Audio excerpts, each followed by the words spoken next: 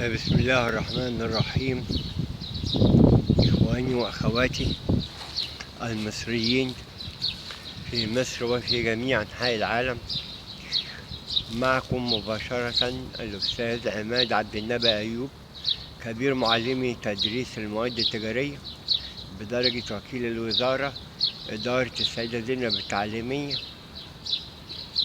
حاليا بالمعاش بدءا من الخميس أول ديسمبر 2016 بعد قضاء مدة بينية أكثر من 38 سنة والحمد لله.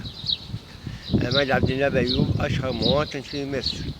The first famous man in Arab Republic of Egypt. عماد عبد النبي أيوب من المواطنين الشرفاء حسب تصنيف موقعي جوجل واليوتيوب.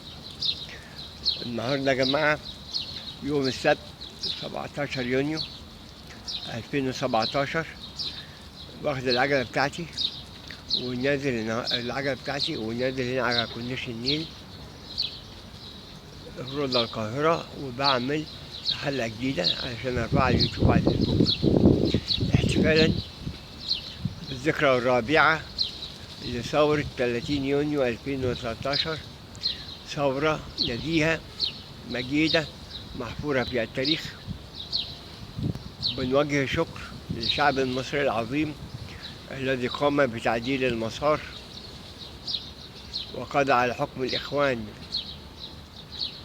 الذين اعتلوا الحكم في غفلة من الزمن والمكان، والحمد لله لم يستمر في الحكم أكثر من عام بعد قيام ثورة 30 يونيو 2013. ونحن نحتفل بالذكرى الرابعة لثورة 30 يونيو 2017، الذكرى الرابعة لثورة 30 يونيو 2013 اللي هي هتحل يوم الجمعة 30 يونيو 2017، تبقى الذكرى الرابعة. بنوجه الشكر والتحية والتقدير للجيش المصري العظيم، جيش الشعب وليس جيش الحاكم. جيش مصر العظيم الذي حافظ على مصر أيام السلم وفي أيام الحرب. جيش مصر العظيم الذي قدم شهداء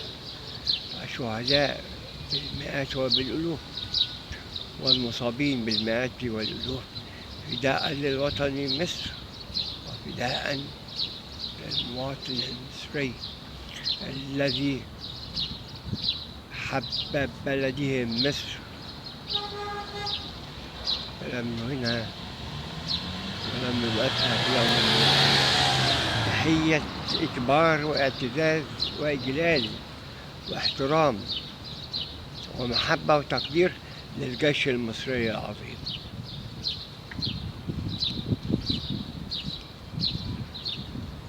احنا كلنا هنا بنحب الجيش المصري، وبنوجه الشكر للمجلس العسكري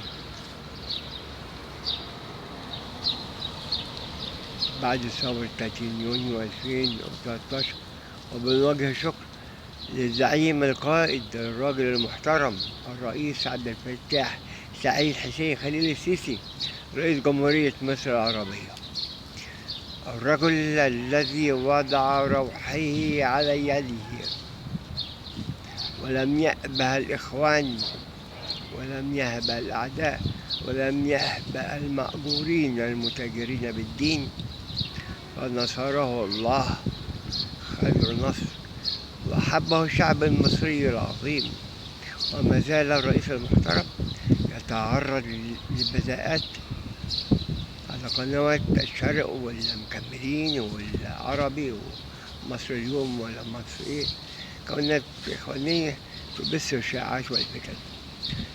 تحيا الجيش المصري العظيم في الذكرى الرابعة لثورة 30 يونيو 2013. شكرا. تحياتي عماد عبد النبي أيوب، أشهر مواطن في مصر.